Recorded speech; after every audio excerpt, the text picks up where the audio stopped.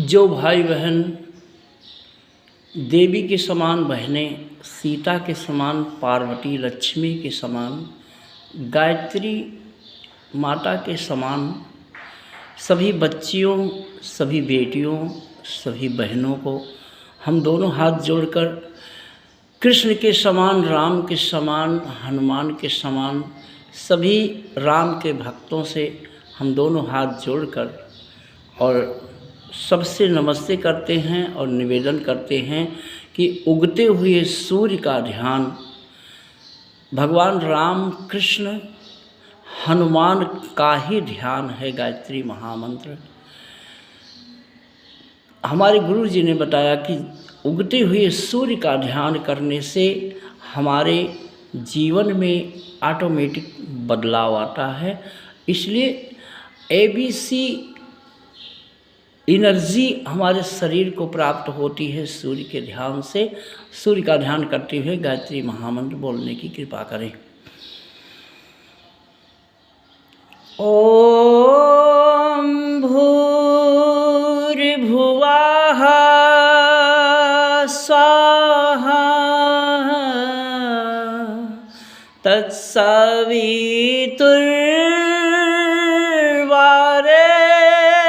तत्सवितुर्वरेण्यं भर्गो देवस्य धीमहि धियो यो नः प्रचोदयात्।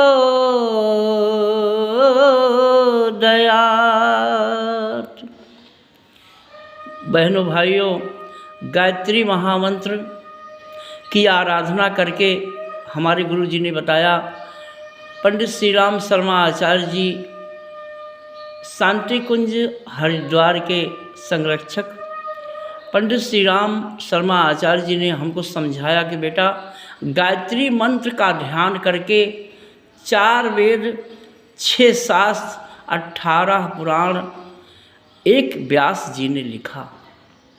माँ गायत्री के ध्यान में इतनी ताकत है कि आज एक आदमी हजारों आदमी का काम कर सकता है।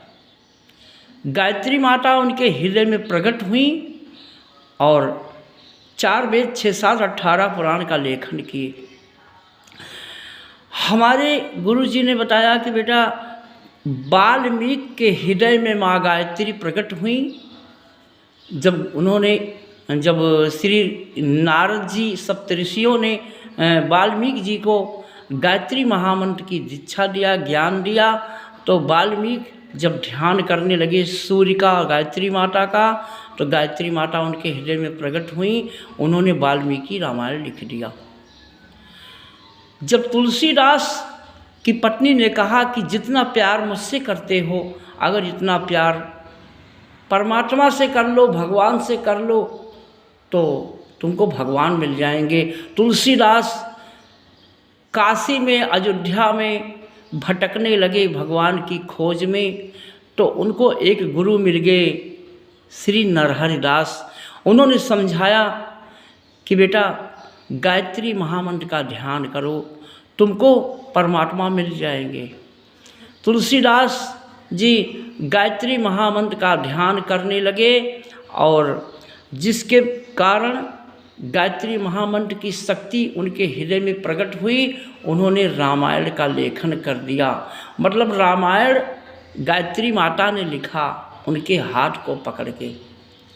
हमारे गुरु जी पंडित श्री राम शर्मा आचार्य जी शांति कुंज के हरिद्वार के संरक्षक, उन्होंने 32,000 जन कल्याण के लिए वेद का सार, रामायण का सार, गीता का सार, 6 शास्त्र, 18 पुराण का मंथन करके उन्होंने हिंदी भाष्य किया।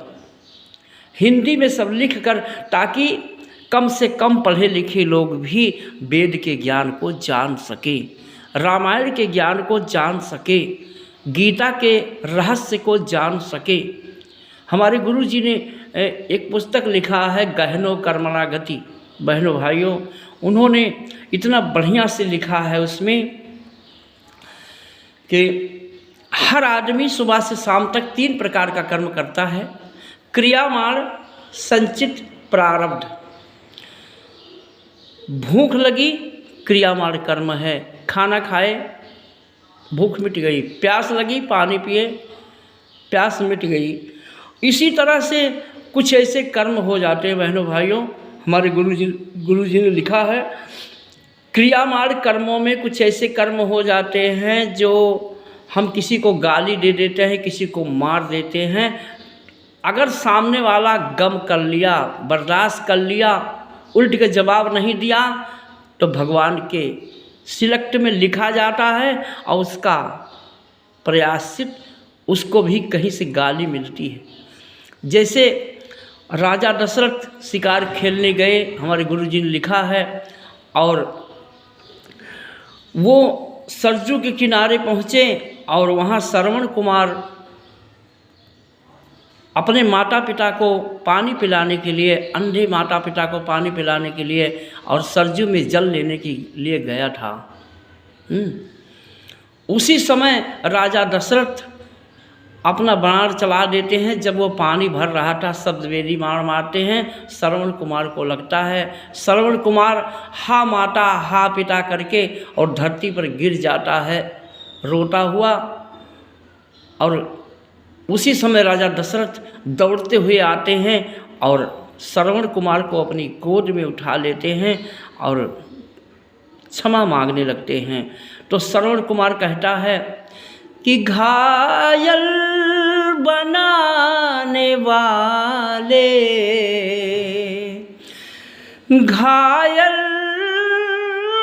बनाने वाले, अंधों के पास जाना, माता पिता है प्यासे, पानी उन्हें पिलाना। इतना कह करके और श्रवण कुमार दम तोड़ देता है, हा माता हा पिता करके। और राजा दशरथ कमंडल में जल लेके अंधे के पास जाते हैं। तो क्या कहते हैं, डर के मारा, पाप के कारण राजा दशरथ कांप रहे थे। और उस समय राजा दशरथ रोते हुए क्या कहते हैं कि भर के लाए हैं हम आज सरजू से जल, इस जहां से तुम्हारा सहारा गया, भूल मुझी से हुई मैं बना पात की, आज आँखों का तेरे सितारा गया। अंधी और अंधा रोने लगते हैं, कहते हैं कि तुम कौन हो मेरे बेटे को मारने वाले पापी, जो मुझसे मेरे बच्चे को छीना है, तेरी भी यही हालत होगी, तू भी बच्चे के लिए, अपने बेटे के लिए रो रो कर मरेगा, मेरा श्राप है। अंधी अंधा ने श्राप दिया। राजा दशरथ कहते हैं रोते हुए, उस समय राजा दशरथ रो रहे थे, डर के मारे कांप रहे थे।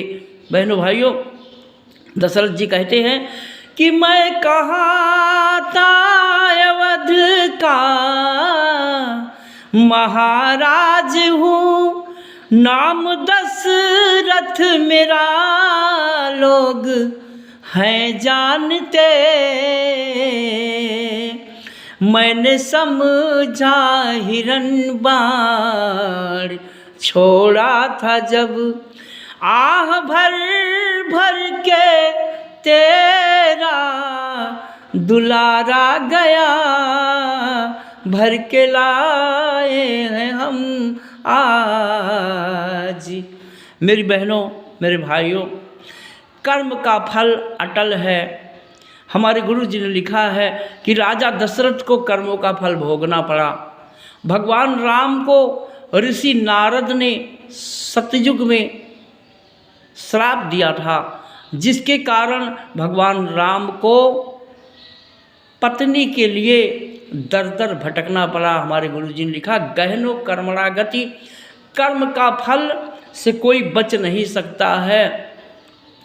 भगवान राम यही सिखाने के लिए दुनिया को अवतार लेके आए थे कि किसी के साथ बुरा न करें, सबको प्यार करें। अपने भाई के साथ कैसे रहना चाहिए, अपने माँ के साथ, अपने पिता के साथ कैसे व्यवहार करना चाहिए, अपने बेटे के साथ कैसे व्यवहार करना चाहिए, अपनी पत्नी के साथ कैसे व्यवहार करना चाहिए, अपने हित मित्र के साथ कैसे दायित्व निभाना चाहिए, भगवान राम के जीवन से यही सीख मिलती है।